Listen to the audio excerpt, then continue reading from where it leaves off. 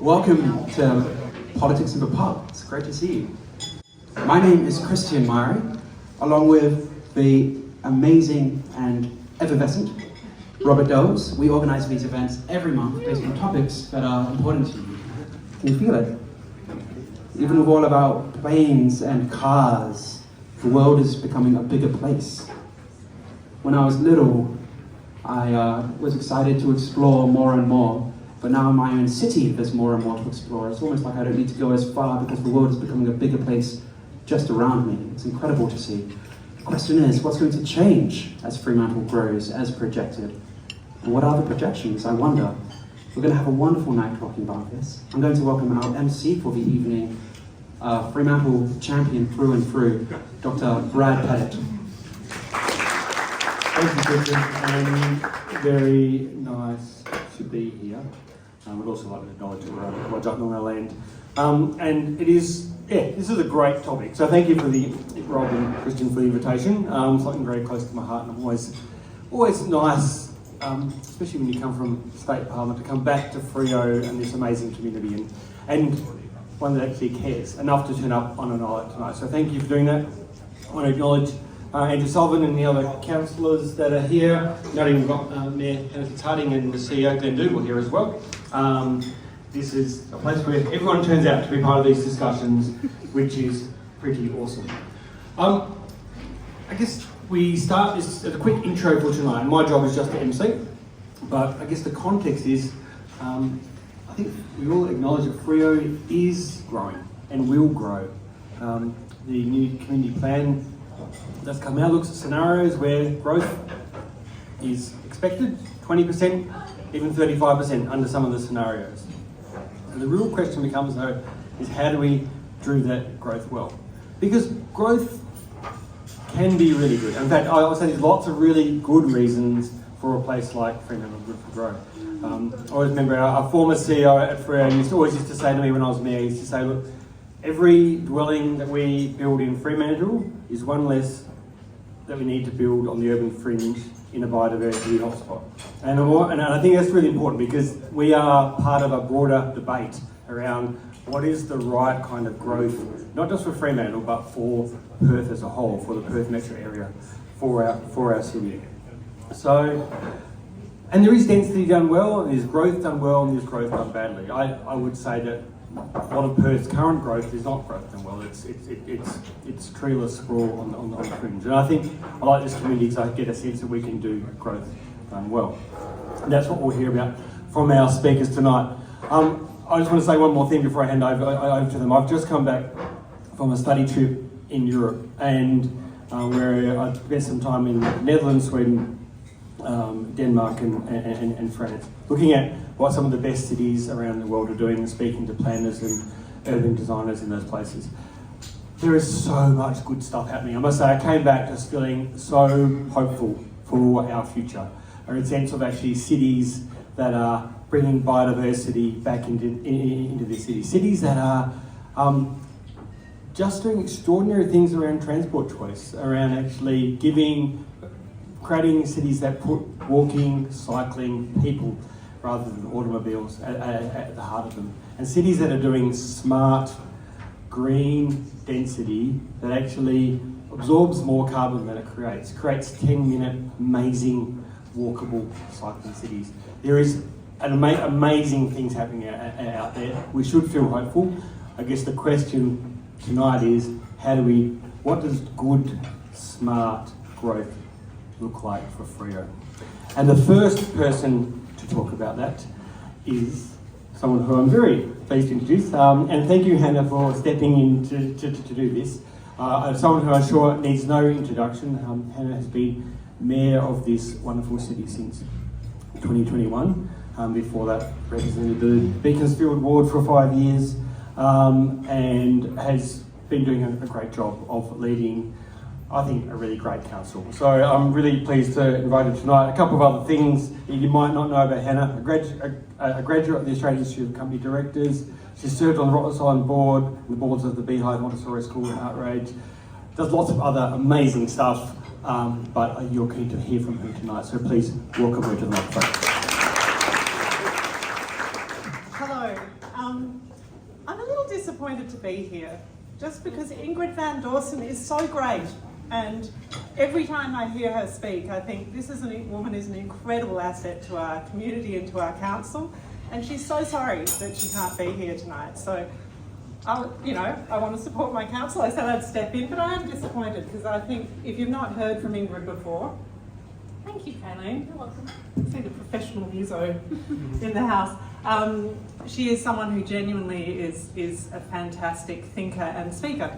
Anyway, you've got me, and I'm delighted to be here.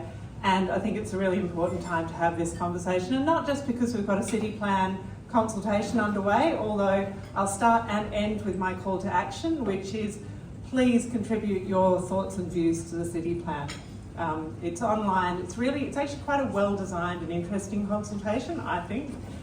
So please do that before the 24th of July. So, city plan. I want to put a disclaimer out there. Sometimes we get accused of being city-centric and only focusing on the CBD. And as Brad said, I was Beaconsfield Ward Councillor and I live in Hilton, out of Fremantle. So I think we've got to acknowledge that in the suburbs there's something different going on, and it is natural growth through subdivision. It comes with a whole bunch of other interesting issues, like a lot of cars trying to fit into not a lot of street, sporting clubs that can't take any new members. So there's a whole bunch of issues that are going on in the suburbs, but that kind of densification is probably happening or has happened to the extent that it can, and with fairly little intervention needed from local government. So why are we focusing on the city? So at the moment the city has 2,800 residents, which gives us a population density of about 15 people a hectare. South Freo, any guesses? Higher or lower than that? Higher. Double. 30 people a hectare. So when you come down to the buzzy streets of South Fremantle, it's a reason they're the buzzy streets of South Fremantle. It's because the population density is actually double what it is in our city centre. And no wonder businesses go, yeah, hey, we really want to set up down here. We know we'll do well down here. So get to Copenhagen, some of the cool places Brad's been visiting, a double again, 66 people per hectare. So there's a couple of things in this. I know I'm going to run out of time and I'm a little anxious about that. Density done well. So when we get to the bit where we're having a big conversation, I'd love to hear what you think density done well looks like, because it feels like it's not something we're hugely familiar with in Western Australia. We can't look at a lot of models and say, hey, that feels like somewhere I would really like to live, to downsize to, or where I think my child eventually might move out of home. I know it's a foreign concept, and live there. So what does density done well look like? I think if we look for good models, a lot of them are in Fremantle, how do we do those in the city centre? So that I think would be a really good conversation to have as a group. But we do know it needs to be sustainable. It needs to have great livability, access to light, all of those kind of good design elements.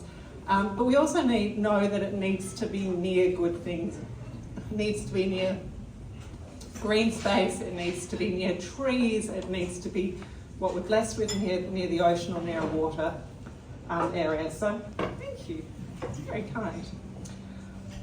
Why now? Why is this important now? So there was a bunch of stuff we heard through the strategic community plan, and some of these things start to play out again and again. When you've been on council for a while, you'll know these themes. I see Rachel at the back of the room there, she knows these things. I see Jemima, Andrew, they know these things.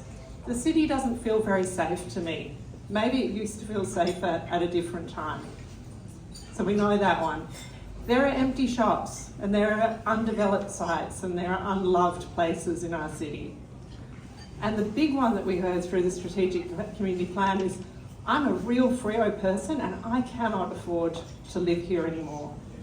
Mm-hmm. And these are the challenges that we have to address. And the common theme in all of this is we need more places in Freo for Freo people to live. Now, there's a lot of how do we get there, and I assume part of this conversation will get to that point, but for us to do this piece of work now directly responds to the strategic community plan, and it says, okay, well, we need to focus our efforts on making sure there is diverse housing in Fremantle, there's affordable housing in Fremantle, there are spaces and places for people to buy their first home or rent a place long term and have a stable rental situation, for people to downsize, to be able to sell maybe a bigger suburban house in Fremantle and move to somewhere that still is in Freo and feels like Freo. This needs to be happening now, because we know there are a lot of counterforces. The building industry, the lack of apartment builders in Western, we know there's a lot of things pushing against this. We need to do the work now. We could let the market decide and say, hey, you know, you'll come along and develop things when you feel like it. But the strategy we've taken is, let's go out and develop an actual plan that says these are the best places for these type of things to happen. Where do we and don't we want this kind of denser development? That also gives us leverage to go and have conversations with people, whether that's developers, where we're saying, hey, actually this area is an area where we really could see more people living, and this one's not. Whether it's state government, we need to convince state government to invest in density. So the average, and I hope you didn't just say this, Brad, but you might have, but it's true. Suburban greenfields lots per block are subsidised about $40,000 by the state government. When you think about all the things that need to happen for that greenfields development, like how nice would it be if we could just have a portion of that for our dense developments in Fremantle? How many more of these developments would get off the ground?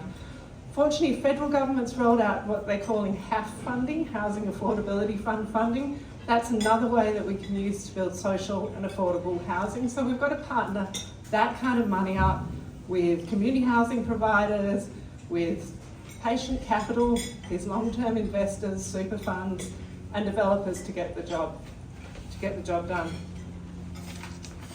You're going to ring a bell or something? Yeah, one more minute. Oh, cool.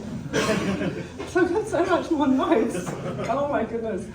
The other thing is future of Fremantle. So we do have this window. We don't know how big it is, or becoming the biggest ever development area in Western Australia. We need to do this job now, and we need to make sure that everything on our side of the fence and under our control has been done in a Freo way. And in a way, we want to model how does good, dense development look in Fremantle for that future situation. What else? I've actually done pretty well here, I reckon, getting through. But just back to that, the call to action through the strategic community plan, and I think if I think about what makes me passionate about doing the city plan work, it was pretty devastating hearing how tough it is for people to keep living in Fremantle. Like, you know, some of us luckily bought 20 years ago in the outer suburbs of Freo, and we think, well, you know, we can stay there. But if you're trying to get your first property in Fremantle, or you want to downsize, or even if you just want a stable rental situation, it's really tough. So things like, you know, they call it key worker accommodation. I never quite know what that means in Fremantle because we have so many people who are key to our economy. Things like co-living and build-to-rent schemes and ways that people can just get into that market. Things that look like retirement aged care Freo style. I don't see that in the market. Oh, well, I see the Fremantle Italian Village, which is pretty wonderful in everything it does, but cannot take one more person. To know that you can stay in Freo long term and that your kids might have a future in Freo, that's why I think this work is so important. So please help us design it. Get onto the website. There's it's an interesting interactive exercise. You can tell us what you think should and shouldn't go where. You can tell us what's working and what are the problems and the opportunities about different areas in the city centre, and that's all going to really help us design a plan. So that was a minute, right? Thank you, Hannah. That is awesome context. And to take this a bit further, we have a resident expert in the room, Tod Jones. Tod is a geographer at Curtin University, resides in East Freo. His research interests include heritage, landscape and tourism, and he teaches geography in the Curtin's geography program, and his particular interests in how residents care for place and the things that they value. And he's written lots of books and done stuff around Noongar cross-cultural mapping here in Waliala Freo. He's even got a latest book out which is around heritage is movement, heritage management and research in a diverse and plural world. How does that sound? Please welcome this amazing expert who's going to share his insights with us, Tod Jones. Thank you.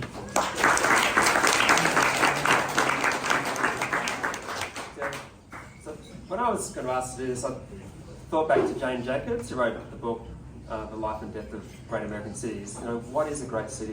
What makes a city great? And I think Jane Jacobs, when she was looking at it, she thought there was a buzz, there's always something happening, something that draws people and ideas to it.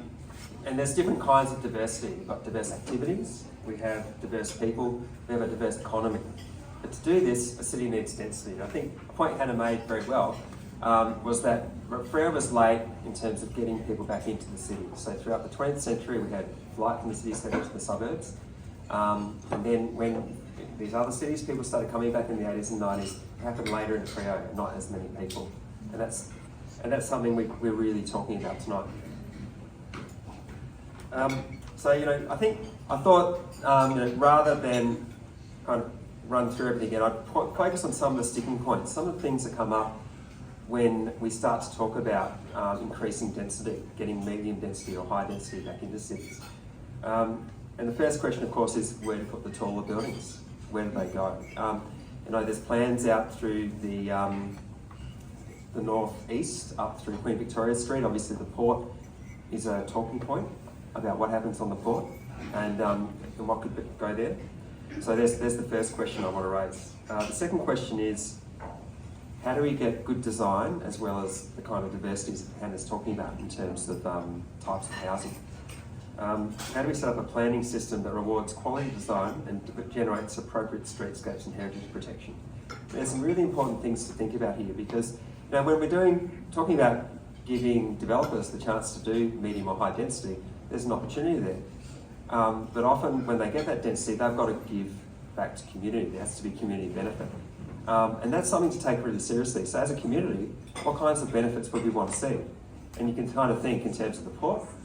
What kind of port would we want to have there if there's going to be these medium and high densities? How would we want to access that? What should going to the port be like? Connected to that, something Hanna mentioned as well, is the importance of quality green space. If there's medium and high density, then there needs to be really high quality green space around the place or public open spaces. So what should that look like? And finally, how do we all live together in a diverse community but diverse economy? If we've got a nighttime economy, it means there's going to be people up late at night, there's going to be noise at night. How do you get good trade-offs between having residents in these places and having functional businesses? I have to say, I'm pretty sympathetic to the businesses. I love going out in Freo at night. It's one of my favourite places to go out in Perth. So I'm actually standing in here for Giles Thompson, who wasn't here. But I need to go to Giles' place because he's just bought on High Street in this little apartment. And I was in there with him and his partner was saying, oh, it's great. And I'm a bit jealous because I love the idea of living in the West End.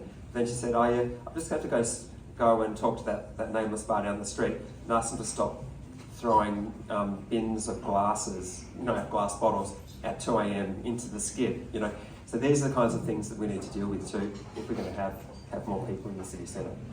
Thank you. Thanks, Tod. It's always good to have those reminders around some of the challenges as we change and adapt. Our final speaker, and what we're going to do is to remind people of the structure, and I should have said up front, is our three speakers, and then we'll have a few questions, and then we'll take a break, come back, and then open up for a whole bunch more comments and questions from all of you. Our final speaker is someone I assume many of you will know, which is Kate Hulett, who is Freo resident, owner of Business Kate and Abel, down on street of my own, Market Street, thank you. I was just trying to work out where I was there for a moment. And a photographic artist. Kate does, I'll stop reading for a second because Kate just does so much amazing stuff for us as a community. And thank you, Kate, for doing that because so much of that we're doing. And it goes back a long way because, people will remember the old Myer building when there was the first Mini and then the one on Adelaide Street with Mini 2.0. Kate was one of the key people behind that and has just been one of those amazing people who brings the things that we love about this place to our place again and again. And she's now on the Fremantle town team and does this amazing thing, which I went to this for the first time last week, which was the Fremantle Culture Council. Thank you, Kate, for all that you do, and it's great to have you and your ideas. And she's always got the difficult job of going last. So thank you for doing that.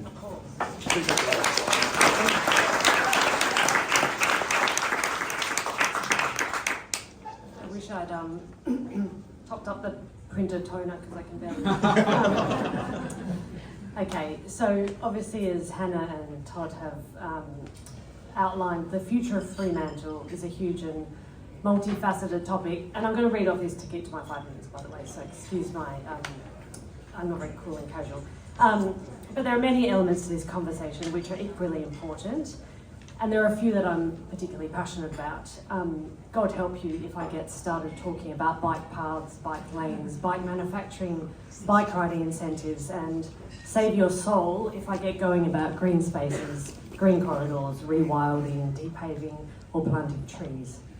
As someone who has lived in an apartment for more than half my life, if I start banging on about medium and high density housing, 15-minute cities or neighbourhood communities, we'll be sitting here chatting about the future until it has come and gone. So, I'm going to focus my 5-minute bit on, and apologies to people who hate this word, but on Fremantle's vibe. A more professional person would say Fremantle's culture. I have had my shop for 11 years, and sometimes I feel like I've been conducting an 11-year research study into Fremantle. Through the guise of my shop, I have been unscientifically gathering data from a broad range of unknown participants via thousands of conversations with thousands of people over thousands of hours. I've learned about their attitudes, beliefs, hopes and gripes, and I've been interested to hear how people feel about Fremantle. Are they proud? Are they happy? Are they comfortable, and can they thrive? And really, all this stuff is our culture, or for the people who don't hate it, our vibe. Culture is our way of life. It's interconnected and includes the things we can see, feel, taste and touch. And for me, this is what we need to consider as really important to protect as we grow. Everyone in this room will know that Fremantle has an incredibly layered culture, not to mention the original Fremantle creatives, the Wajak people with their 65,000 years of rich culture. But in our more recent past, there have been decades of artists, musicians, designers, performers, architects, makers, and all sorts of other creative minds who have called Fremantle home. These people have lived and worked in Fremantle or been attracted to Fremantle, in many cases because property prices, both residential and commercial, have not been completely out of control. When you travel to other cities, you'll notice often that restaurants, galleries, independent shops and other small businesses are almost always better and more creative in the places where rent is affordable. And we know this for sure. A town or a city loses its soul when it loses the people and the businesses that once made it a great place to live, aka gentrification. So I think we have to work really hard to keep the people and the businesses in Fremantle that make it unique and great. And I just want to speak for a minute about some really interesting policies in Paris which are working very specifically towards this goal. First of all, Paris has a housing policy with a guiding philosophy that the people who contribute to the culture of the city, and this includes teachers, nurses, students, shopkeepers, artists, these people should have the right to live in it. The local government is working hard to keep middle and lower income residents and the small business owners in the heart of the city. This policy is aimed at preserving the character and the diversity of Fremantle. Paris. I wish. As we grow, we should absolutely adopt such a policy to help enable the people who work and contribute to this place to live in this place. We need to retain and attract full-time residents from a broad cross-section of society, from families to pensioners, from students to singles. And it's not breaking news to say that affordability is what keeps a population diverse. Affordability keeps street life vibrant, shops open, parks active, public transport used, and schools attended by a more economically diverse group of students. a city full of the very rich or a city full of the very poor or full of Airbnbs would make for a disastrous future of Fremantle. But for me, the more interesting Parisian policy is one that protects the small shops and creatives that contribute to the culture of the city. This is what we call the daytime economy. The places open Monday to Friday, and not vape shops, not medical imaging suites, or not the TAB. Think tiny chocolatiers, cobblers, specialist bookshops and little hardware stores.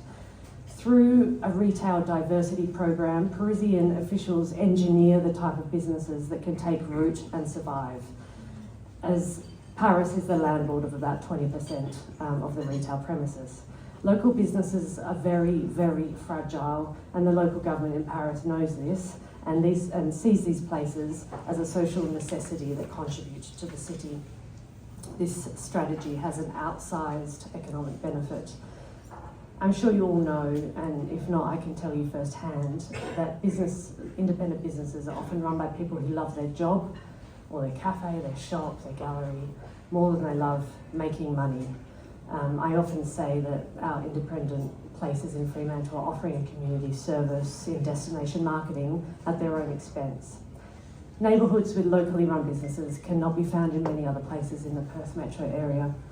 Just imagine a Fremantle filled only with chain stores who can afford high rents or only empty shops. The long-term economic consequences of such a soulless town would be completely devastating. And although I'm talking about a lot of those businesses like mine or Remedy, New Edition, Winterwears, the Chart and Map Shop, I want you to also think about those people in Fremantle doing something they love that enhances the culture and vibrancy of this place but doesn't necessarily make the profits needed to pay for the masses of rent. So think artists, songwriters, musicians, ceramicists, music venues, cake shops, the circus school and so on. Small locally owned businesses and those people who contribute to culture deserve a protective and guiding hand from the local, state and the federal government through good policy. And there's so much more to say about this, including about succession planning, whereby I can see that young people are completely priced out of the local and independent business market. But that's my 5 minutes.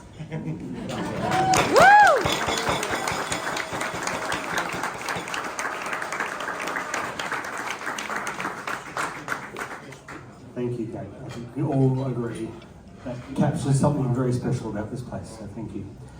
Now is your opportunity to ask a question, make a comment. What we're going to do is we're going to take the first 10 or so minutes, just weirdly happening, to get some quick questions and comments on the floor to our panellists, and I'll get all 3 of our panellists up here if they don't mind. And then we will have a quick break, and then we'll come back and do a whole bunch more of that. And I'm going to turn this one off while that one goes. Just behind you, Paul has a question.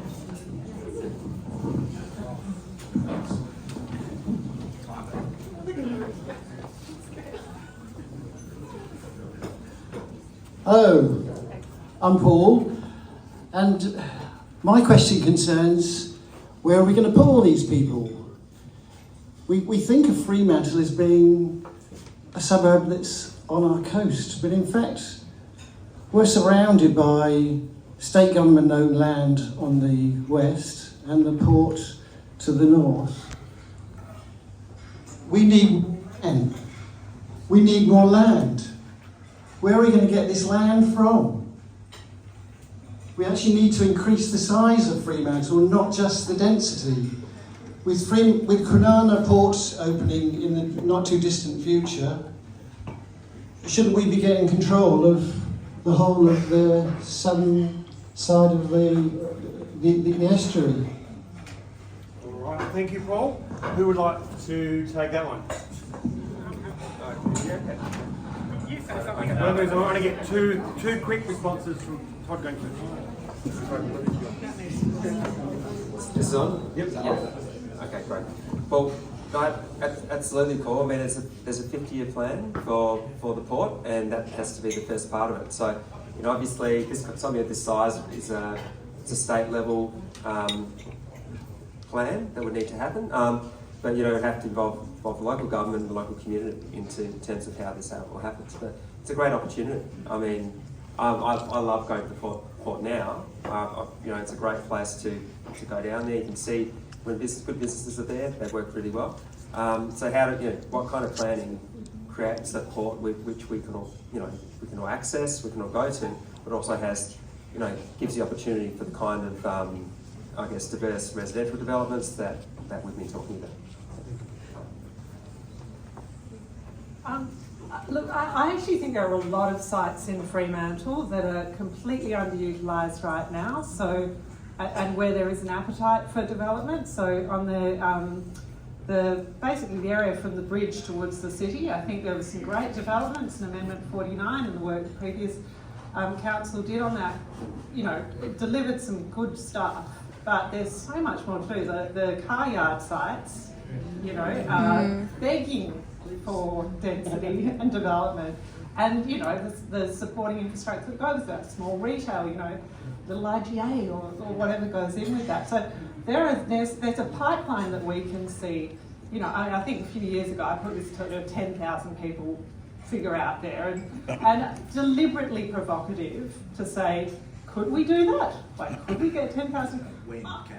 When and where can we? Is the question we're answering now. And sure, it might not get to 10,000, but actually, when we look at some of the developments in the pipeline, so at Point Street, that's been approved, the Wool Stores, Elders Wool Stores development, there's a lot of land there. And and then you look at some of the buildings and what's happening in some of the buildings, so perhaps South Terrace Piazza or the Fremantle malls, and you think, is that the best thing we could be doing with that in the middle of our city centre? So I think when you go to Melbourne and Brisbane and some of these other cities that are really buzzing, those sites have all been developed. Somebody's come in and gone, actually we could do a lot more with this land, and we could have great stuff happening on the ground level and great living opportunities above. So, I guess this is a way, and doing the exercise of the consultation is a really great way to then walk around the city and go, yeah, that you actually could put something there. That is really an area that is undercooked. So I think that's where I'd invite people to do that consultation and really think about what are those spaces where we could get more people living. And we really can see up to sort of 7,000 potentially people in those spaces. Okay, Rob, who owns you now? Let's just turn the microphone off. That's good. I'll turn that one on. It's not on. Just turn it on. There's a red button at the bottom. We're one mic at a time. Just yell. Can you? I'd like to thank the Mayor and Brad for doing this, because often there's no community consultation. I'd also like to just thank Brad for sticking up for the old bridge when he had a chance. Doesn't go unnoticed. Someone here talked about Paris, and I agree with the sentiment. Give it a tap. Can you hear me? I agree with the sentiment about Paris, but Paris has a zone called La Défense, and it keeps its heritage relatively protected in another area. So I'd just like to know, with all this development, is there any indications of being supportive of heritage, maybe something similar to Paris, like a zone around the west and no development? Or perhaps homeowners like the City of Perth could get a little rebate on their rates. So basically, what are you going to do for heritage with all this new development? I'm not the right person to answer this necessarily, but Fremantle's heritage is one of the most appealing elements of it. So, I'm a huge fan of absolutely maintaining the heritage of our city. It kills me that we knock down buildings constantly in Perth, and our city centre in the Perth CBD is completely devoid of any character. There also is heritage across the world, and people have managed to adaptively reuse the buildings in a beautiful, sympathetic and effective way, and unfortunately we're not very good at that in WA. because we don't actually have the skills. But I think that that's something that we could really grow, particularly in Fremantle. You know, I completely agree, but yeah, there's definitely a heritage bubble over, particularly the West End. Yeah. I know because I live in there.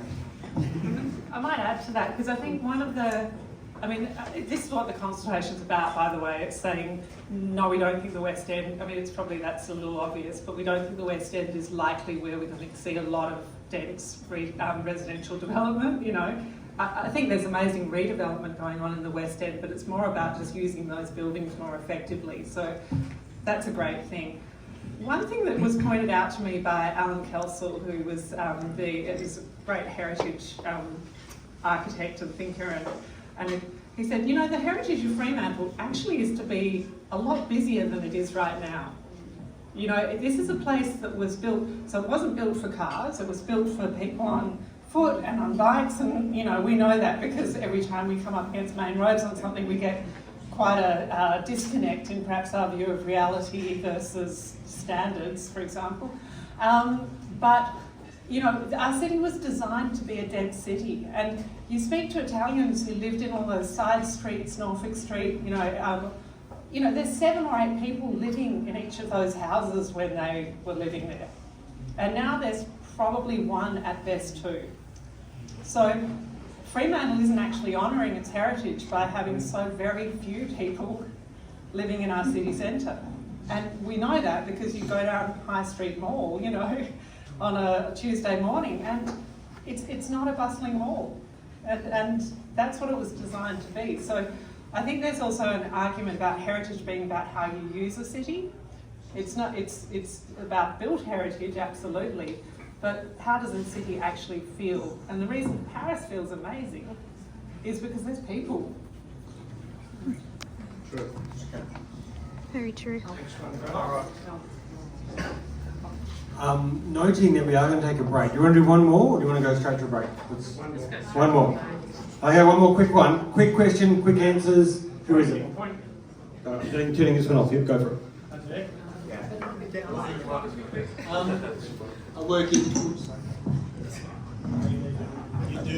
I work in built environment, sustainability, mostly housing. But I did hear a statement that in 2050, I think it's 80% of Earth's existing housing stock will still remain. If you think about that, there's another 25 years. If we go back to some of the houses probably possibly built in the 60s, etc., how does that fit with Fremantle, and how might we deal with that going forward in terms of density?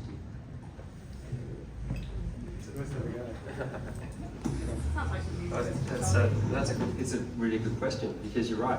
I mean, I think points to not answering your question, but it points to the importance of getting good design right now. You know, having settings so that we get really the highest quality housing stock we can at the moment. But I think, you know, ultimately in terms of the 80% that's there, it's going to be about how people live in it.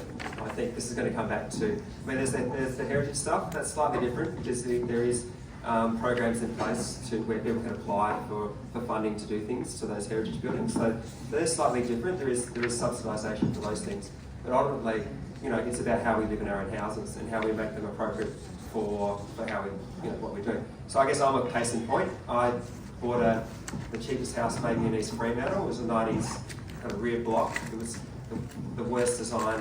You know, it was a horrible design. I think pretty much everyone who visited me at the time stepped on Lego. There was no way for the kids to, you know, it was that kind of thing. But we ended up spending quite a bit of money on that to make a larger living space and an extra bedroom and these things. But I think ultimately that's probably what's going to happen with the housing stock. It's going to be down to the people in it to make it appropriate for them. Thank you. All right, we're going to take a 10-minute break. Use 10 minutes to get a drink, speak to someone you don't know, and then come back with both questions and comments. Because we want for the next bit, we're really keen to hear from you, the audience. Thank you. So see you in 10 minutes. Such a large amount of Fremantle taken up by Notre Dame, not only not paying rates, but refusing to keep helping fund the CAT bus, even though a lot of their students are people that are using it. And we also have no vacancy tax for landlords who are hoarding shops and buildings because they lease them out at mining boom prices and then have taken a loan out against those prices and are afraid to have them revalued. So what are ways we can push to have those properties revalued and get them back on the market? And why haven't we got a vacancy tax? Before I hand over to Hannah on this one, I want to acknowledge Rachel Pettitt in this one. Because Rachel, actually, we did have a kind of a vacancy tax in Fremantle for a while, until the state government overrode Fremantle and made us pay it back, which I think is outrageous. But yes, Sam, all those are really worthwhile comments. I mean, I think in a sane world, Notre Dame would pay rates, and you would actually, the idea that anyone can just sit on a property despite the consequence and leave it vacant for year on year is outrageous. Another idea from Europe, this is how brutal they were in Denmark, 6 weeks. If you don't re-rent your property in 6 weeks, the government will re-rent it for you. Yes. So these things can be done and do happen. But who'd like to comment on that?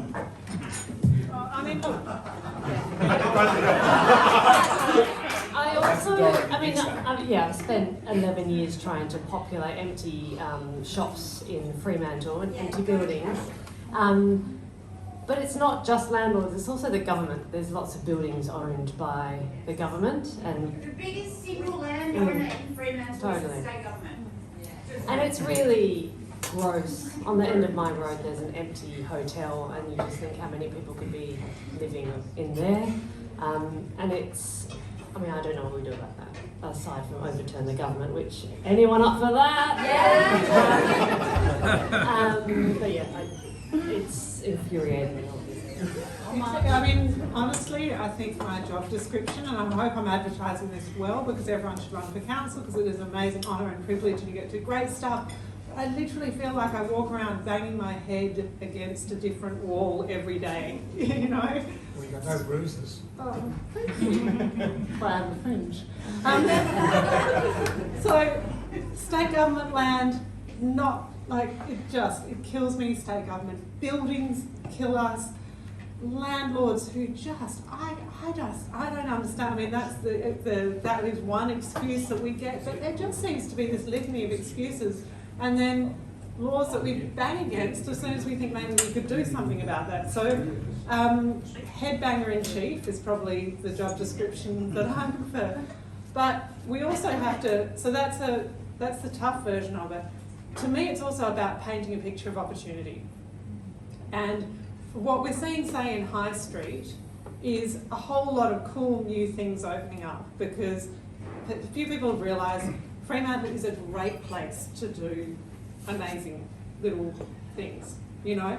That's been underwritten by, I guess, council over the years, and again, it's before my time, doing things like making sure New Edition had a cool place in one of the council's buildings to operate, because they looked like they were closing down, right?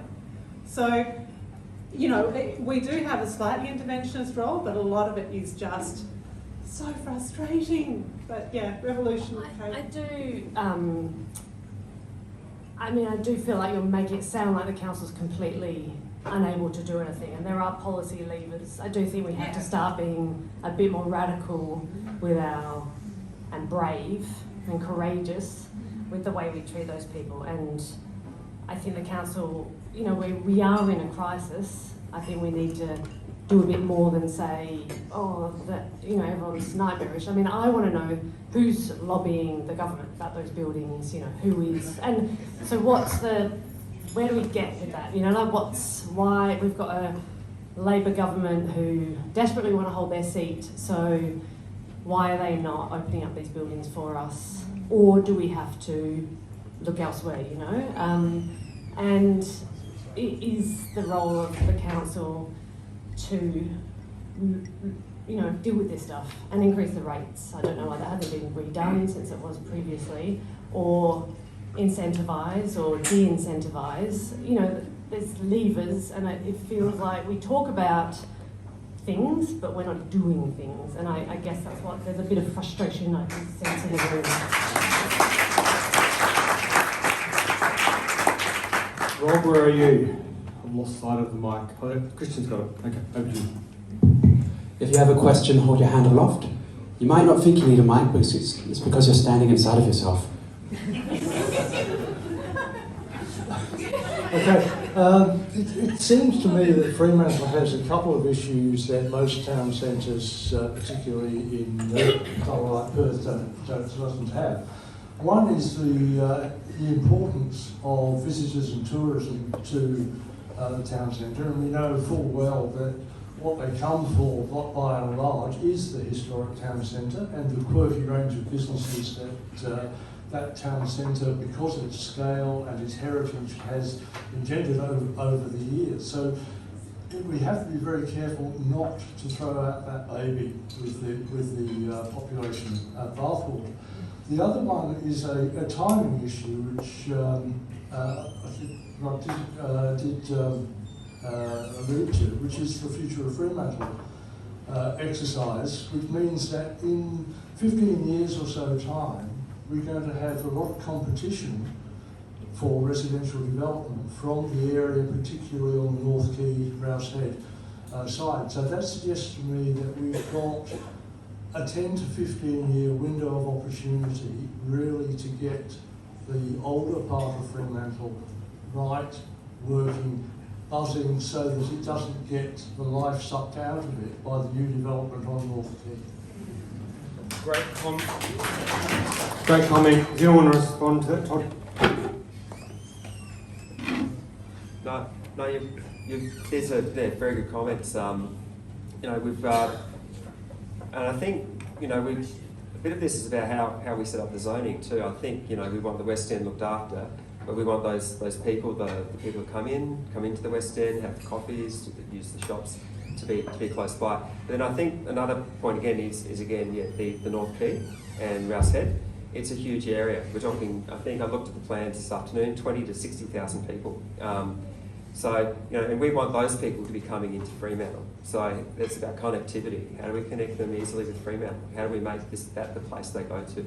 So, and you're right, if they're, there are big questions there about what should be in that area. But ultimately what we want is for those people to be coming into Fremantle. Thank you. Christian.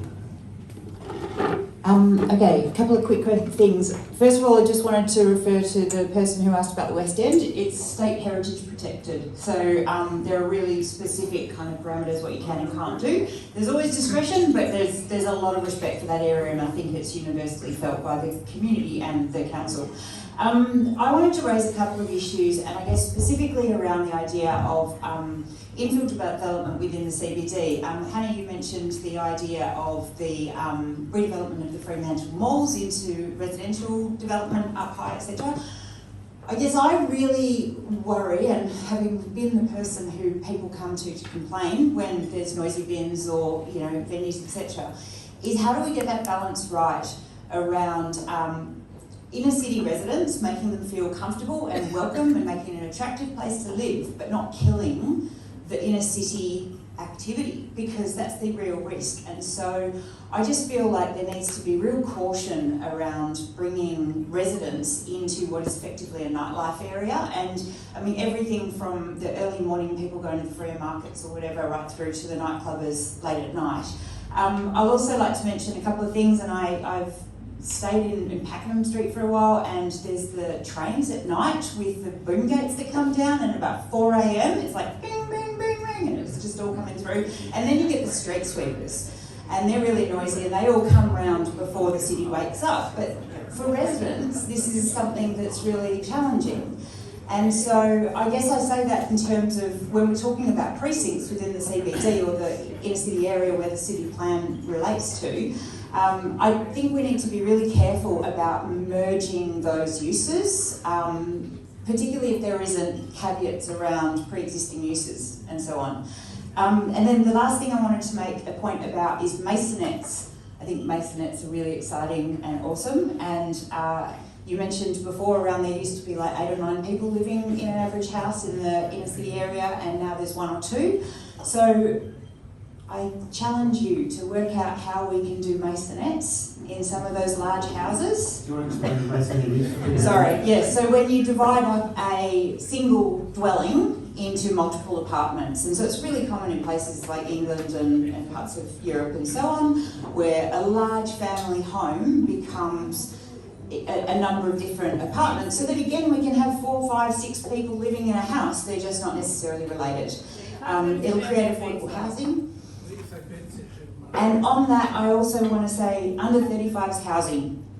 Can we create it in the same way that over 55s housing is created, so that it's affordable and yet good quality in good locations, so that people can, young people can age in place, as in you can grow up in Fremantle and stay in Freo.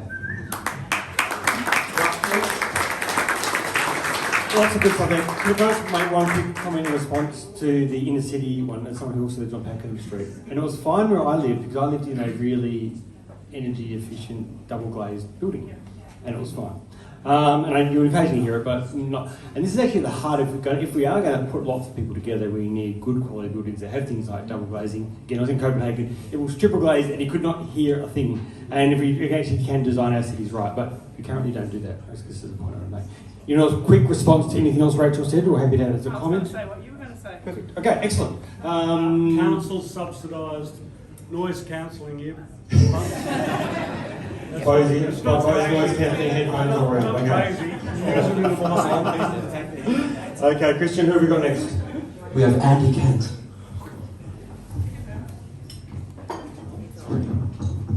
Hi guys. My friend here asked a question just a few minutes ago. It was a multifaceted question. You all answered the latter parts of it very well, but the first bit was about Notre Dame and what you can do to increase their contribution. And I don't know whether it was accidentally or deliberately, but no one touched on it. So could you answer that, please? We got to have a whole politics on the pub on that one. That was a doozy, a cracker. Under legislation, state legislation, we can't charge rates to education institutions or religious organisations. So double whammy. So we soft diplomacy is our main lever, and I know people are not hearing that, but they need to do a master plan for their campus that says how much of this space do we actually need and which of these buildings could we actually let go? Because the best thing for us is actually for Notre Dame to compress themselves into a smaller number of buildings and put those other buildings back out onto the market and have them purchased by people who will pay rates. So, Student housing. absolutely, and as citizens you can all... At what stage is the MOU between the council and Notre Dame? We're not going down that path. It was worth... on your election. Has anything Yeah, no, we're working specifically on projects because I think it was worth nothing. It didn't deliver anything. I mean, Brad, did you get any benefit out of it? Can I tell the story about? I mean, because it is so outrageous, is that we had quite a good MOU that we adjusted in the first time of council. It said that Notre Dame would not purchase another building in the West End. Basically, is what it said. They literally went behind our back and did that anyway, and then or Sylvia Hammond, who was then the vice chancellor, said, "Oh, sorry, I forgot about that." I mean, it was outrageous. So actually, Tanner's right. It's not worth the paper it's printed on, and until they actually, we need to hold it to account in better ways than that, and it's really tricky. But it is one where I think community pressure actually helps on that one as well. Can I just add one more thing? agree to pay So we may need another politics on the pub for this holding statement. Student housing is the one thing that we think we have really aligned interests with Notre Dame. And student housing also goes really well with co-living, which is kind of, when we talk about under 35s accommodation, it would absolutely hit that demographic. So where we're pushing them really hard at the moment is to say to commit to a student housing number, to the number of students who you think would be interested. We actually know it's not just Notre Dame. We know people would live in Fremantle and commute to UWA and to Murdoch for their courses, maybe even Curtin. But that's where we think we can actually get a win. And that might deliver a win that's not just for students, but for a whole bunch of people who can't currently live in Freo. So. Thank you. Next question. Christian. Oh, the baby. Up the back here. Do you want me to point? We've got 3 people named on it. We're just having a technical issue here. Why are you doing that? Just gentlemen with the baby want to come out and ask a question. We got it. We're going, right. Can I just have a show of hands who would like a Notre Dame University politics in the pub? Yes. Yes. because it's the best one that we've ever had in the past. But to get the Vice Chancellor, you need to let him know 4 or 5 years in advance. Christian, could you include Murdoch Uni in that too? You are? Include Murdoch with the Notre Dame. Include Murdoch, okay? Yeah, why not? We've got Robbie Lane. Hello, how you doing? I think a lot of the conversations we've been having is about opportunity. I think we're often stuck on the solid infrastructure. You know, so the idea that we've got, you know, this city that's full of buildings, right, and we're limited to what we can do with those buildings. But if you get the idea that you soften the edges of those buildings by allowing like markets and street traders to actually operate, that creates opportunity for creatives to make and sell their stuff without having the massive amount of overheads that rentals really creates a limited scenario for people to be creative, you know. There's lots of different things. I mean, like I look at O'Connor, and you know, O'Connor's an industrial area, but very slowly it's got massive opportunities because there's some beautiful examples of people, you know, doing things that, you know, maybe only, you know, 100% legit. But you know, the thing is, it's a great area because you can do stuff out there and make a lot of noise and nobody really cares.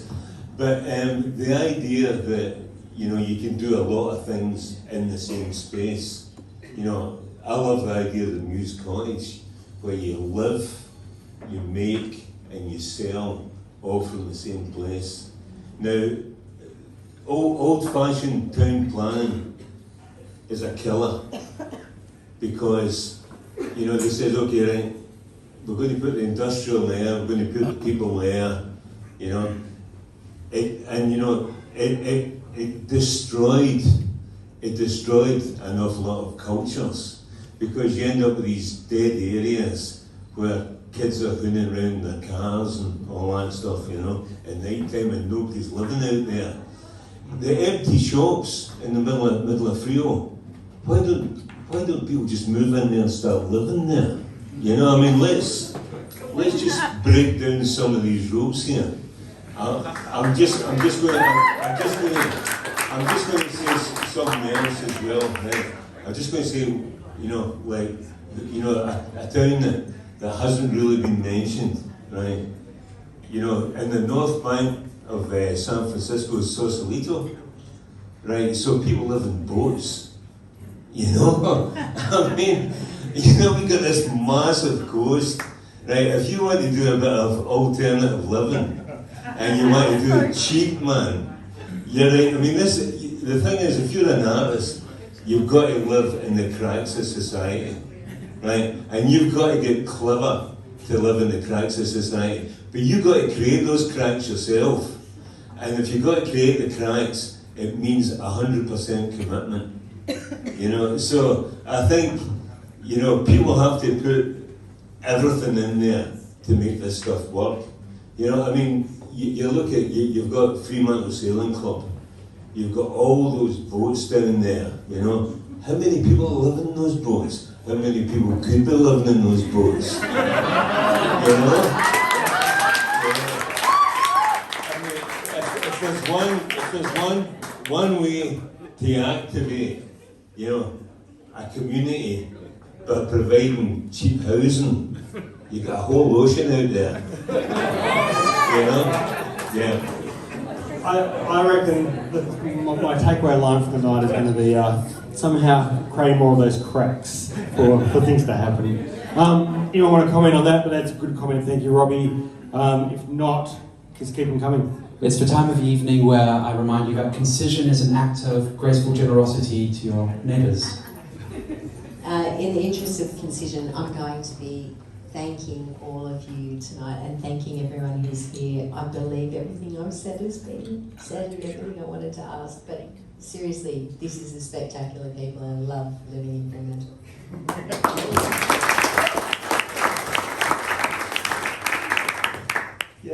thanks again for coming in tonight and talking to us. I just want to have a question around a few of the responses you guys have had, particularly about Notre Dame and the use of state government buildings, has been about us applying pressure and lobbying and that kind of thing.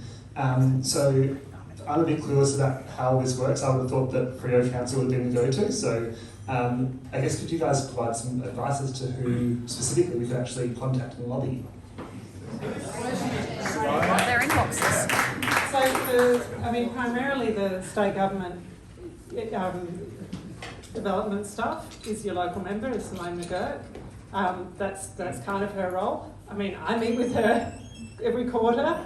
A lot of the same issues do come up, but I, on behalf of the community, go and meet with all kinds of, everyone from ministers, advisors, government department heads, sometimes the next level down, because we're just trying to fix a problem. So it's a really large part of my day job. I try and do that out of kind of what we've heard from the community, say through the strategic community plan process, but also the most frequent comments or complaints that we get, and the issues that we see on the ground. Heart of Beaconsfield would be a cracker, where we did all the planning work. We've signed off on, all of the things that we can sign off on. We've said, great, you're going to do a development, and 3 years have passed. Brad's been putting some really good pressure on. I guess Brad is also a fantastic resource for us because he understands all these things, and he's in the state parliament and he can ask questions. And I'm allowed to be a bad cop. He's allowed to be a little cheeky, as they say about children these days. And Notre Dame, look, it's an interesting thing. They don't really have a community engagement process. There's nothing to stop you writing to the Vice-Chancellor. So I think it is good for it not just to be me on behalf of the community knocking on these doors. It's good to hear it from you. Good question, thank you. All right, Christian, I've lost sight of you, but hands, who have we got? Okay. 6 people. It's working. We have 6 people in line. Feeling some time pressure. So, I'm from East Perth, and I'm feeling a little bit of an outsider. I love Fremantle, love my friends from here, but I love to talk about infill and more density. I don't think you're going to solve the state's housing crisis and supply issues by yourself. So sad about that. But with that constrained supply of housing, a lot of people want to live in Fremantle. It's a great place to be.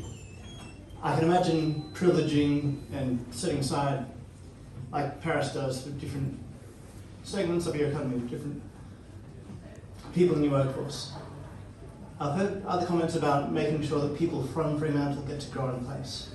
And that's great, but one person's privilege is another person's disadvantage. I'm wondering, how do you go practically, legally, morally about privileging people from Fremantle with that constrained supply versus everyone else who'd love to be part of this community? Who's that first go? One person. I'm also happy to run through it later. Okay. I'd say that it's about looking. I think in Paris about the workforce. These cities which can get very expensive.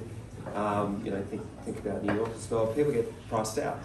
People who are essential parts of the community can no longer live where they work, no longer be parts of the community. So I don't think it's about particular people as much as it's diversity. Exactly. People who are teachers, who are in doing services, who are in the police. All these, how do we make sure that those people are able to afford to live near where they work and to contribute to a community? So I wouldn't say specific people who live here as much as people who are performing particular roles in the community. Great question, thank you. I'm just going to keep it moving and it's all right. Hi, I did want to just comment on those cracks that Robbie brought up.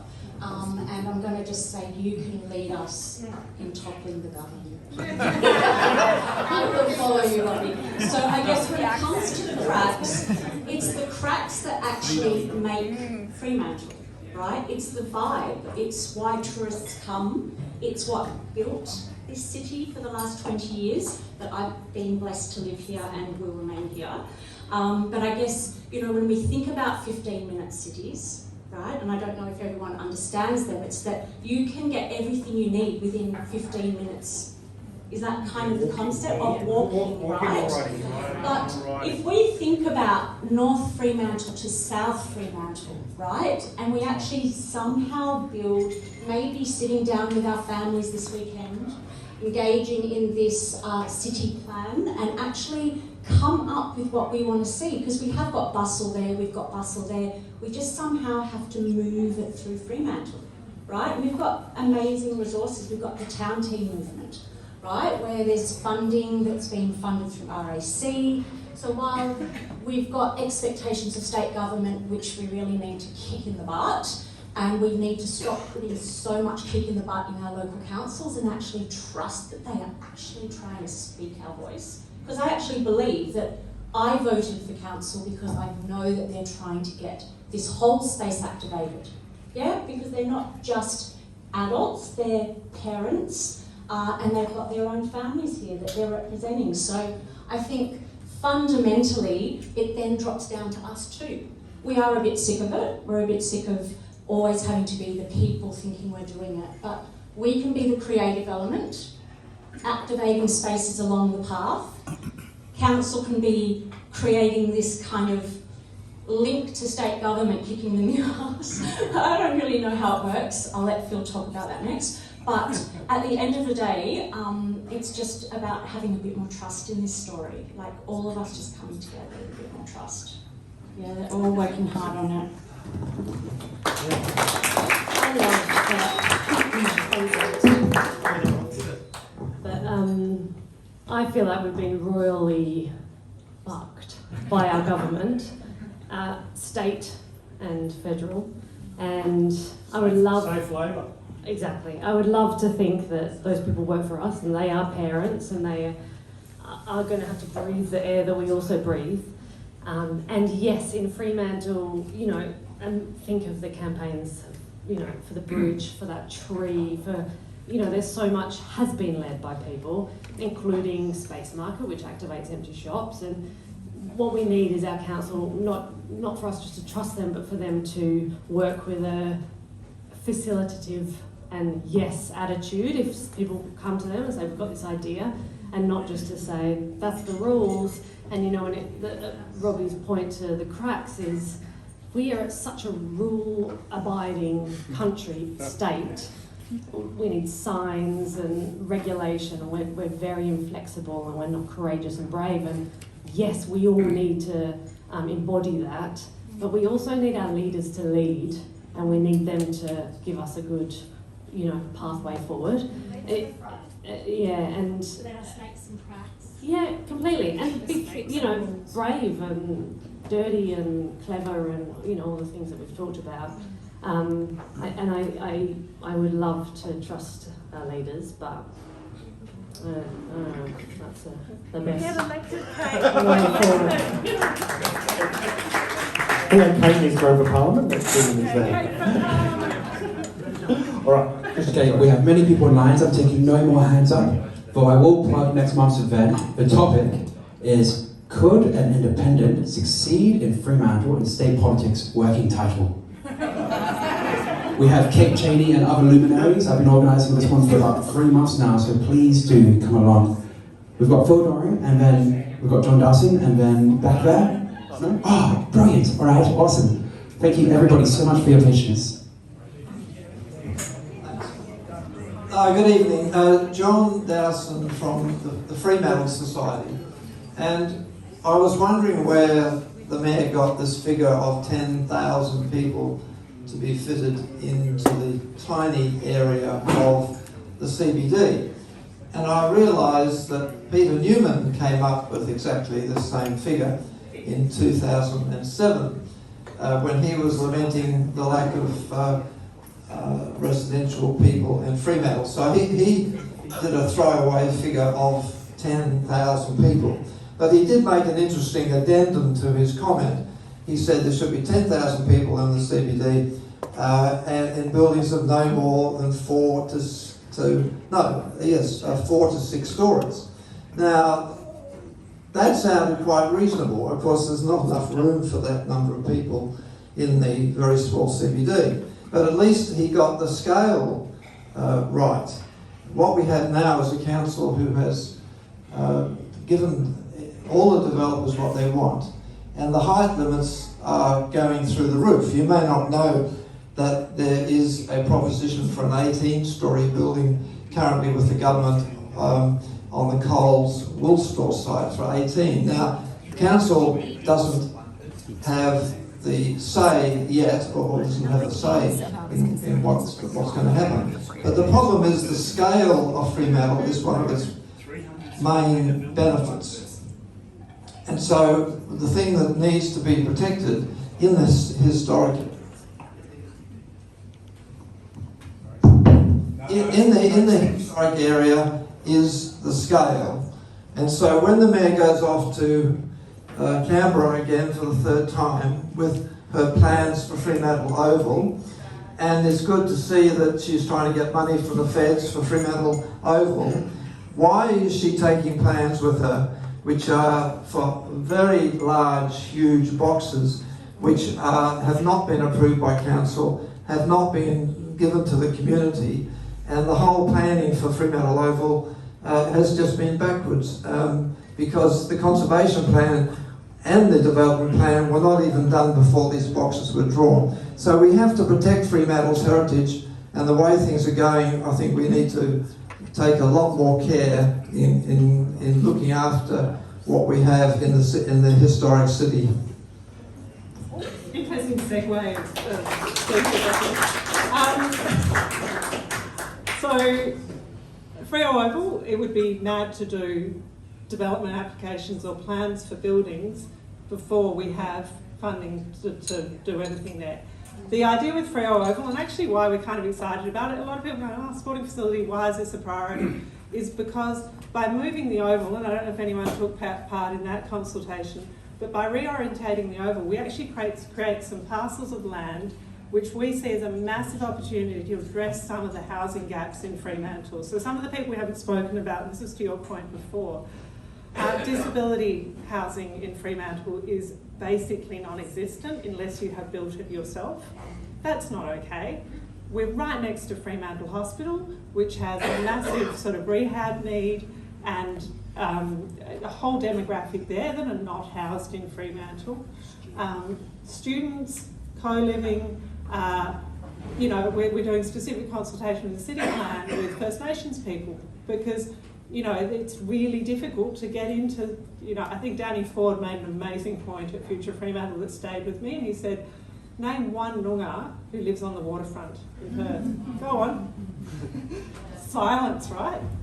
So there are a lot of people who need to live and we want to live in this community. That's a project where we might actually have a degree of control ourselves. It's very exciting. So yes, I'm going to Canberra next week to try and get some funding through every different funding stream that we possibly can to see the Oval moved and that area freed up. But, you know, I don't even know kind of where to begin with all of that. Height is a really good question. I think it has to respond to place, and that's exactly what we're doing through the city plan, is asking you which of these places can carry more height and which of them absolutely should not. And that's the question we're asking you.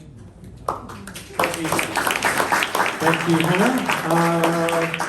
We have 3 more questions, and then we're doing our concluding statements. Okay, I can't see you, but I'm looking forward to the question. Oh, there you are. Yes. Oh, Jeff. Thank you. Firstly, thank you very much for the opportunity tonight. Thank you to panellists, to the organisers, and it's really fantastic that so many people come out and want to be part of a discussion. And I wonder if a message that you might take home with you tonight, and just the feel in the room. Now, I know we're not going to invite people to move into other people's shops necessarily and live there or go and sleep on someone's yacht. But there is a sentiment in this room that says,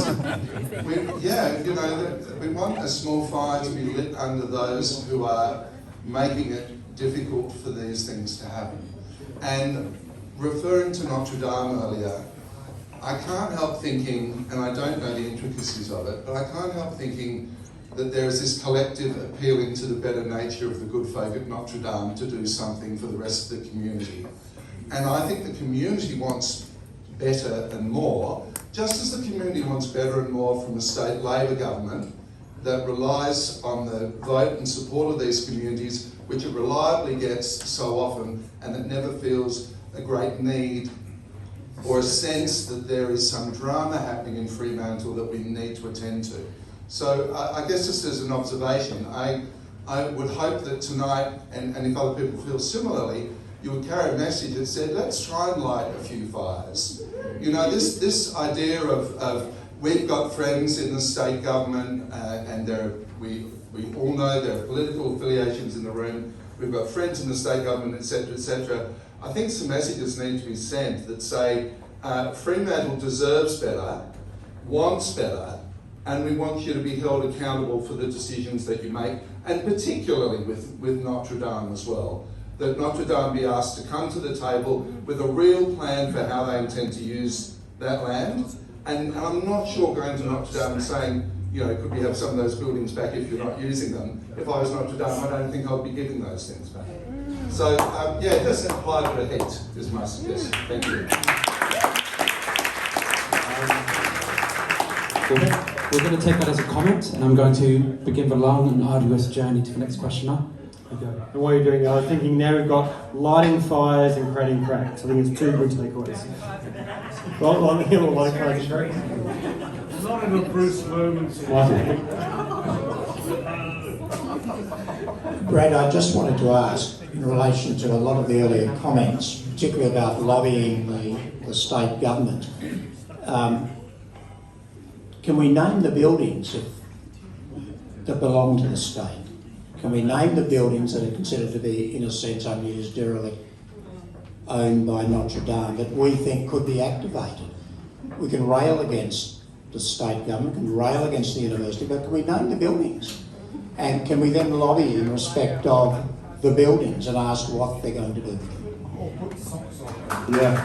Actually, this reminds me of one of my other favourite moments, is that remember the Waters cottages outside the markets? Yeah, the community started tying up stocks there because the state government owned those and they had sat derelict for years and years. Eventually the council got so grumpy that they said, we're going to put a sign up saying, the state government owns this and it's derelict. And they said, no, you can't, we don't have signs in our building. They said, don't worry, we're going to put it in our own road reserve. Literally, I've never seen them move so fast. And I think this is actually a very smart idea. If the council starts actually going around naming, visibly saying, this is a state government asset, it has been vacant for 6 years. Yep. And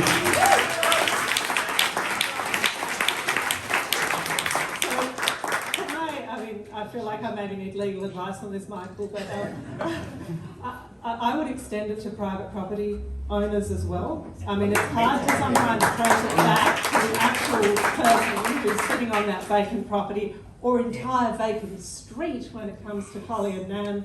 I mean, that one I do know. Name the buildings, don't name in that sense the owners, but name the buildings. Well, we've got, you know, it would be so good to know that this, you know, because people do, they blame council and we go, oh my God, we have no levers with these people. It's really, really hard.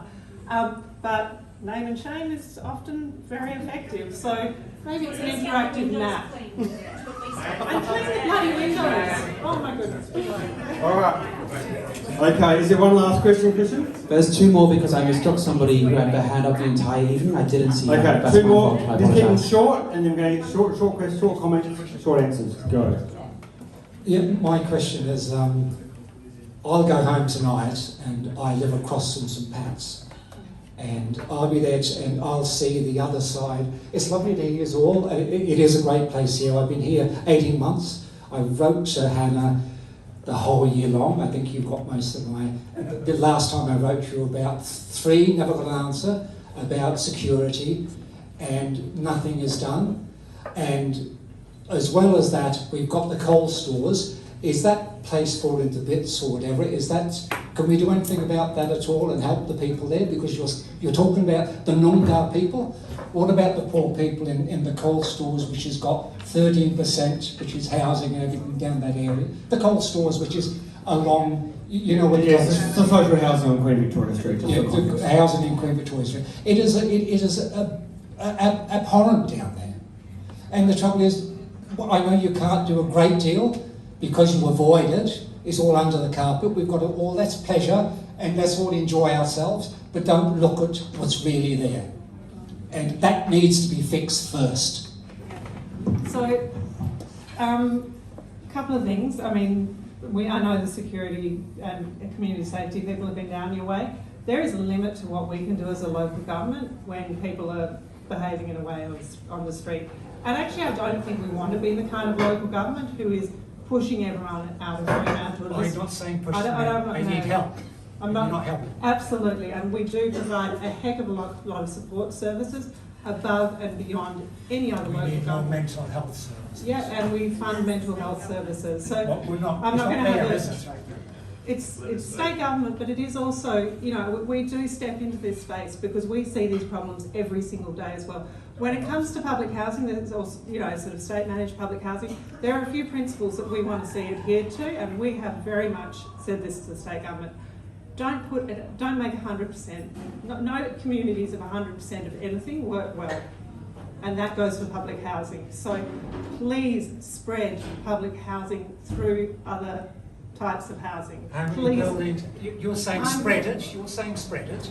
We've got housing down there. People living in. we've got the QV1 where there's got areas and they can't get rid of it.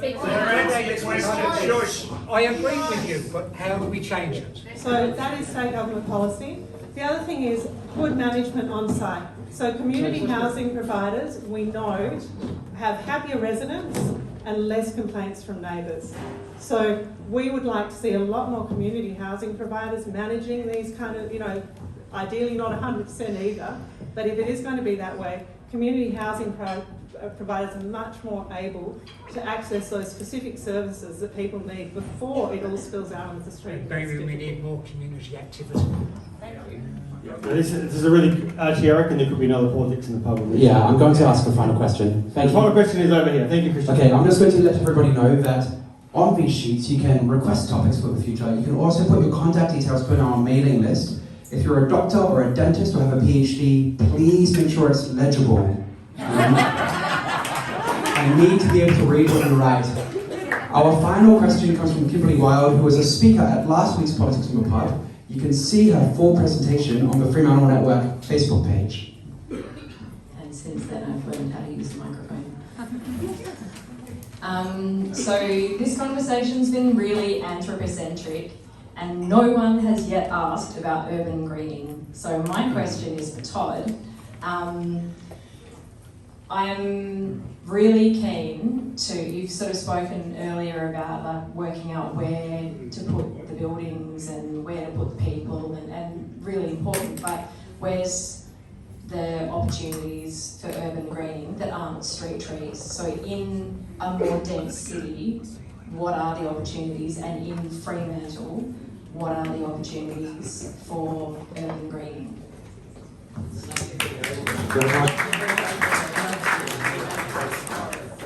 Yeah, look, I think this is a really important question because, you know, we share this place with lots of other species, you know, plant, flora, fauna, and also, you know, and I think you can also say, you know, other non-human forces as well, things that move through, whether it's the breezes or, you know, the spirits of this place.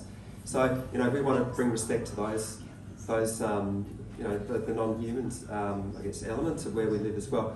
So, you know, I think there's opportunities all over the place. I think we've got to say, you know, we just did a verge garden just out the front of my place last weekend. So there's those small opportunities, but where we also really want to see things is those bigger trees, because those bigger trees bring so much life to where we live. So you know, that I think it comes down to you know, the specifics of, you know, of how do you do something like the port? How do you create those large enough spaces to have the marri trees, the jarrah trees in there, the tulips, the melaleucas, you know. I mean, it would be great to have the river, have some more of these trees along the river again, because you don't see a lot of it either. You know, certainly through East Freo. So, you know, I just want to get behind the spirit of the question and say, you know, we need to have places for other species as well, and that needs to be a big part of this conversation. And in particular, we need places for those tall trees. Thanks, Todd. This is a good segue to the last bit of the night. We're going to get each of our panellists to come up and share within 30 seconds or less the one thing that they would do or change as Fremantle grows. And I'm going to check, I wasn't meant to do this, but in response to Kimberly's question, the one thing that I would do is something that I saw in Europe, just made me so, every city was doing this. This was amazing, is that they were all de-paving, and we literally had competitions around which city could pull up the most pavers and replace it with urban greening the quickest. And even small cities like Utrecht, they put up 1 million pavers. This year, they put up 1 million pavers. And then they were replacing it with just wild grasses. And then she was unmown, crazy wild grasses, which meant I had terrible hay fever. But you had this, and then they were counting the amount of species that were coming back into the city. It was extraordinary, it was mind-blowing, and it made me very happy, and that's one thing that I would do. But who would like to go next? In reverse order, right? Reverse order. I would also say about greening that we don't need to wait for anything. So for the future, we should be doing it yesterday. I think I'm just going to continue on with the Notre Dame beating, but Notre Dame Church, ports, get them to contribute to our city in a more meaningful way than they feel that they're leeching rather than contributing. And I would say, I think that they need to contribute.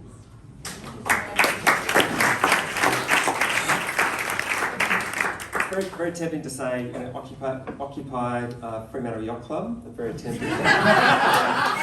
Let's go.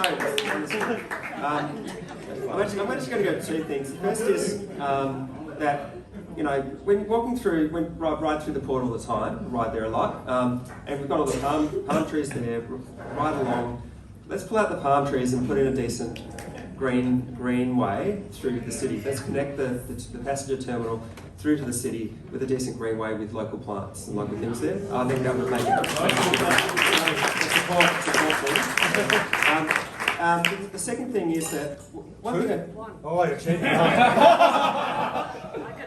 part B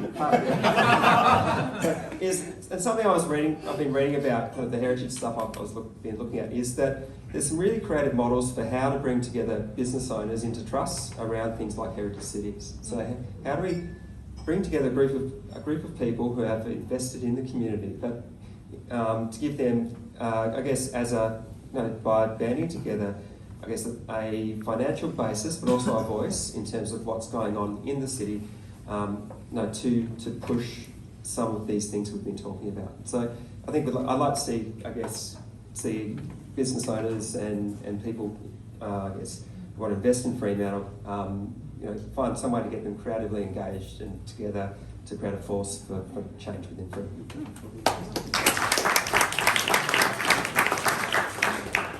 Obviously I'm going to say please contribute to the city plan, but I think one of the things I really felt tonight, rather than heard but also felt, was every day we all make choices, and we make choices about where we put our energy and our efforts. And as I said, the bruises on the forehead, what energises me to keep going and trying to push down those doors or remove those barriers or find a way through or around or a crack is all the opportunity that Fremantle holds and all the people here who hold positive aspiration for our community. And hearing that tonight, I almost had tears a little bit early, thinking, you actually see what we try and do. We, contrary to popular opinion, do everything that we do in what we hope is the best interest of the community. And we'd love to go further, but it's hard to be brave when you're being torn down all the time.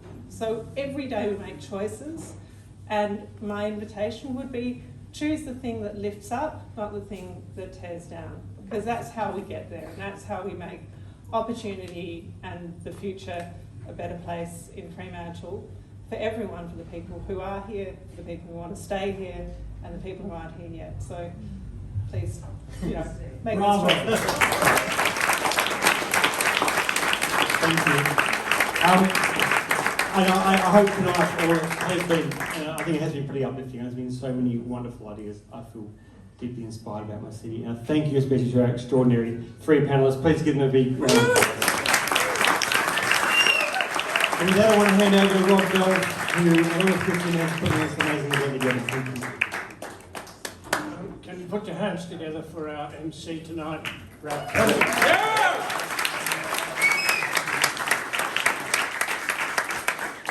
Also, thank you very much for coming along. If I could change one thing to make Fremantle better, I would say those papers I put on your table, instead of soaking them with beer, put down really intelligent ideas about topics for the future. But you see that we've got Christian's doing the next one. He's got Kate Cheney coming along for pushing the independent case. I hear he's working on Bob Catter and Clive Palmer. And we will charge for them. They will insist on their airfares being paid by us at the door. But also, Jemima, our wonderful counsellor, has suggested electrify your house and get rid of the gas. Is Jemima here? Jemima, you have 30 seconds maximum to convince us why we should electrify ourselves, or really what we should talk about. Okay. Thank you, and also great to see everyone out tonight. 30 seconds to the point. Electrification is one of the best ways that we can have a climate impact. It's going to be a great conversation, but I'm also going to stand here and plug that on July 28th at Sullivan Hall, which is in White Gum Valley, there's going to be an Electrify Fremantle Expo. There's going to be electrical vehicles and electrical appliances, and you can cook. Yep, Brad actually probably knows way more about this than me, so it's hilarious that I'm pitching this. But anyway, come along. That's in the morning. If you are interested in electrification, you may have seen Saul Griffith's work. He's incredible. Watch ABC. He's got great books, quarterly essays. Obsessed. He has started these electrified groups, and that is rolling out in Fremantle. There are some amazing people running it in White Gum Valley at the moment. And they are also looking to start a South Freo group and other groups in Fremantle. So if you're interested in that, you can email me, which is all over the internet, or you could just come to Sullivan Hall on July 28th, and then they're going to run a training after, which is how you might run your own small group in your local area on electrification. And that was more than 30 seconds.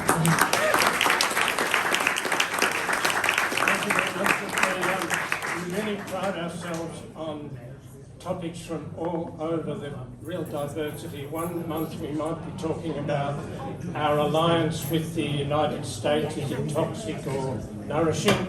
And then the next month we'll be talking about, should we rip up the speed bumps on South Terrace? And everything in between. So please linger, chat and write down great ideas, and we'll see you next month. See you next month, everyone!